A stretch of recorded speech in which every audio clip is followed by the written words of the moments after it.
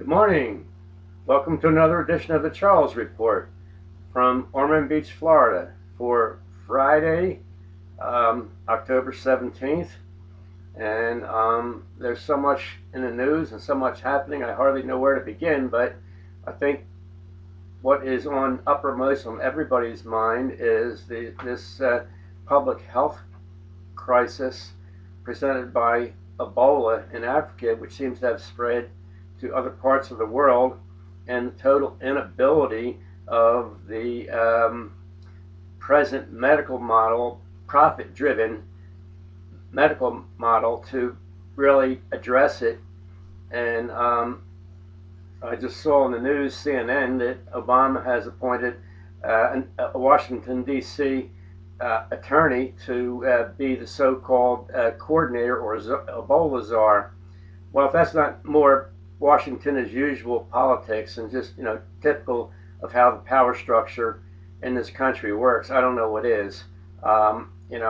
Obama's inability to deal with this crisis is similar to the power structure's complete inability to deal with the Deepwater Horizon disaster in the Gulf of Mexico that permanently destroyed much of the ecostructure there and damaged countless hundreds of thousands, probably millions of lives along the Gulf, destroying valuable resources as well. But it's just the same story as what we saw with Hurricane Katrina and the federal government's inability to deal with that terrible crisis that left 2,000 people dead and a city marooned without any sort of help from anywheres. And this is basically the condition we're in now with the Ebola catastrophe. And it's just the private enterprise medical model driven by greed is such that it presents a threat to our lives more as much as any disease. And we're beginning to see this with, for instance, Mr. Duncan, who went into the emergency room at Texas Health Presbyterian Hospital in Dallas and was turned away because he didn't have any medical insurance, any way to pay the bill. This is the part of the story that we're not hearing a lot about, because it's one of those inconvenient facts that the power structure doesn't like to bandy about too much. But essentially, once again, this proves just how deadly this medical industrial complex is to our lives on an almost equal level with the military industrial complex.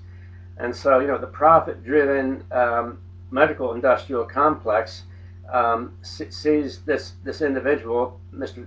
Thomas Eric Duncan, as a source of profits. And when he comes in and doesn't have insurance, well, then he's turned away, and the public be damned. It's too bad if he has Ebola and if he spreads it. I mean, it's not part of the calculation, the financial calculation, which is the bottom line, and the bottom line rules all. So once again, we see the need for a radical redistribution of power in this country, and we, the people, need to take back our power that we have given to the ruling class and their governing power structure to govern in our name. They are no longer fit to govern, and we are in the process of taking back our power now. I don't know if most people are aware of this, but there's a national election boycott. I'm on the National Steering Committee of that, and we're calling on people to refrain from participating in this two-party charade any longer, at least at the national level. And this year is a mid-year election, and it isn't really I don't know how many federal candidates. You have congressional candidates and Senate that are on that. So far, we've only been in business now for about 2 months, and we're off to a slow start. But I'm asking for your support, and this boycott this national boycott is for federal elections, and as we say, when people need to take back their power and stop legitimizing the criminal operations of the U.S. ruling class and its governing power structure, which has only one solution to all crises, and that seems to be military intervention, aggression overseas, as well as at home here when needed, and oppression, police state methods at home.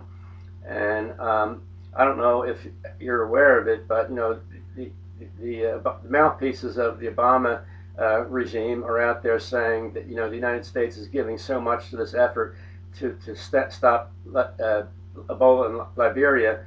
Well, all that is the cost of a massive military insertion into Africa and using Ebola as an excuse to occupy a larger and larger portion of Africa, so that the U.S. power structure, U.S. ruling class and its power structure can better compete with China and others for control over Africa, mainly China. And this is just a completely naked attempt at militarization of Africa and using this situation, this terrible crisis of Ebola in these three countries where it has never been seen before. There were two very interesting articles on globalresearch.ca, which is a fairly reliable site for some interesting news that the power structure finds to be inconvenient. And as the New York Times might say, all the news that's not fit to print.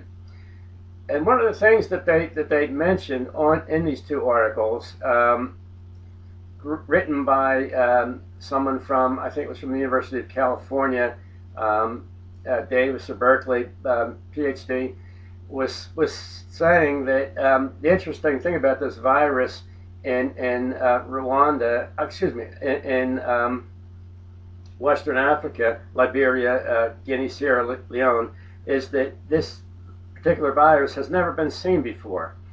And according to the leading health experts who've done some research on this, it is related to a previous virus that affected Central Africa, the Congo, for instance, much fewer cases than now.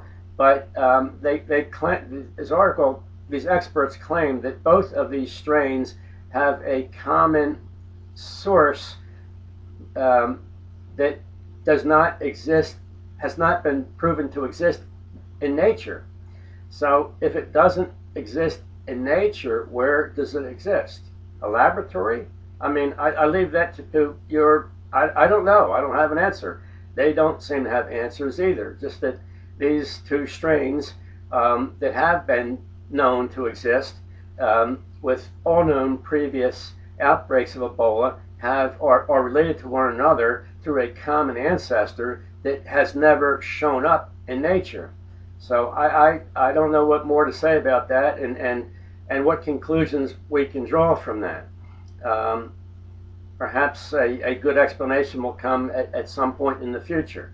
I don't know.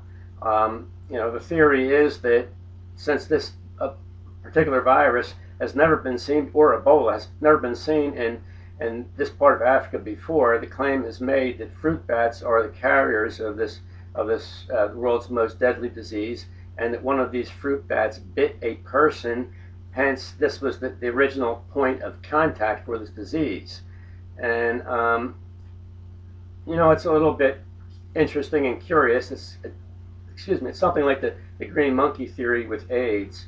And a lot of research went into writing about that, the origins of AIDS, and how the cover story was for the most part completely bogus, and that the outbreak of AIDS in Africa had everything to do with drug companies using captive populations in Africa. They're desperate for medical care. They sign on, they get free medical care if they subject themselves to drug trials that European, American, and other companies pay for. to test their drugs. And one of the shortcuts that a particular researcher from the Worcester Institute at the University of Pennsylvania made was to substitute the serum of green monkey serum for human in a cost-cutting scheme. And this was the real cause of AIDS, according to one theory called the river. Excuse me. And you can access that online. As I understand it, just type in the river AIDS, and you should come up with that book, which has been archived. One of the leading experts on AIDS wrote that book, journalistic experts, and it is really a fascinating read. Anyway, getting back to Ebola, which reminds a lot of people, I think, of the AIDS pandemic.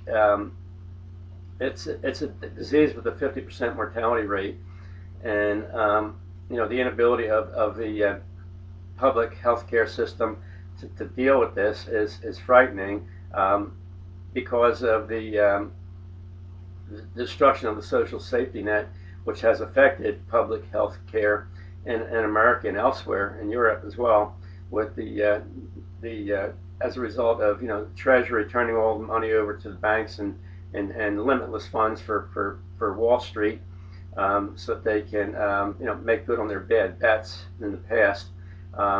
There's no money for public health care, good public health, and here as well as in Europe and other countries. And so that's part of the reason why there is such a crisis today. All comes back to the global crisis of capitalism, and the struggle of the rest of the world to fight off and beat back this horrendous force of assault on the rest of the world, the military-industrial complex of this country that has been taken captive by international finance capital, who, as I pointed out, doesn't even live here in this country. They have their money offshored, $38 trillion in offshore accounts, untaxable, untraceable, and yet they have absolute total control over the governmental structure of this country and determine all foreign policy. And the catastrophic wars that this country continues to engage itself in our name. But of course, they are not doing this in our name. We take back our power. We want nothing to do with this horrible oppression and death and chaos that the military-industrial complex is spreading all over the world. And we refuse to participate in their sham elections that give us no real choices at all, that are financed by big business and monopoly capitalism, international finance capital at the far end of things. And by taking back our power, we can begin to build legitimate governmental structures of our own making for a new time and a new era that are truly democratic and represent the interest of we the people, as opposed to international finance capital. So I'm hoping that you'll join me in this undertaking. If you're interested, just Google up election boycott, or we have numerous Facebook pages, election boycott advocates, and that should give you some information from the numerous sources that are out there right now. It's in the early formative stage right now, so we're just struggling to pull this together in time to have some sort of a coherent, hopefully for this election, but I don't think that's necessarily going to happen. But we should be in good shape for the presidential, and asking people to disavow these terrible crimes that the power structure in this country is committing in our name, and we say not in our name. We take back our power. We refuse to be part of these crimes. So I want to thank you for allowing me to spend some time with you today, and I hope you all have a wonderful day. Bye-bye.